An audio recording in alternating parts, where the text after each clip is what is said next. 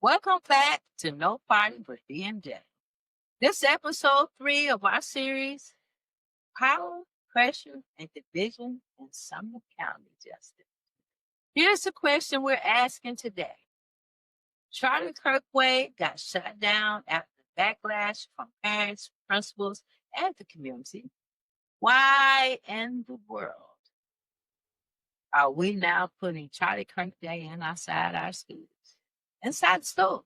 Makes sense. Adults rejected it, but now our kids, teachers, and principals are being forced to carry it. That doesn't make sense unless there's pressure being applied. And today we're going to talk about where that pressure is coming from and how it's being used. Let's go back to the beginning. Commissioner Jeremy Mansfeld wanted to rename a road at Liberty Creek Charlie Kirk Way, but the backlash came fast. Families didn't want it. The principal at the school didn't want it. The community pushed back. And guess what? That plan was dropped. Hey, So clearly, adults said no. The community made it clear we don't want this. But somehow, that wasn't the end of it, Brenda. but instead of letting go, the fight moved into the schools. Andy Lacey, a school board member, brings up Charlie Kirk Day discourse. And this time, it passed. The road fell, but now our children are expected to live with it in the classroom. The result, families are uneasy. Some parents are planning to keep their kids home on October 14th.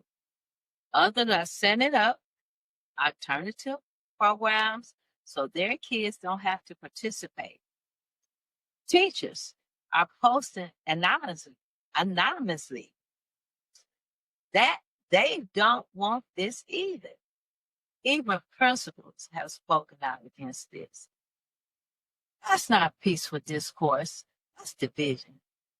And it's being focused on our schools. It's being forced. The kids are being forced to have the same opinion as the politicians. And let's be real about Andy Lacey. He knows he's catching heat for this. So what's his solution? He's asking people to send him positive emails to drown out the criticism. Now, why would a leader do that? Because later he can hold up those emails and say, see, more people supported me than were against me. It gives me a paper trail to justify a bad decision. It's disgraceful. But that's the game. The support isn't real. It's staged. But once you collect it, you can use it as cover. You can wave it around in the meetings. You can hold it until after a vote. And you can say, we only did what the community wanted. That's not leadership. That's manipulation. And it proves this isn't about discourse at all. It's about protecting themselves from the backlash that they already know is out there. So here's the bigger question.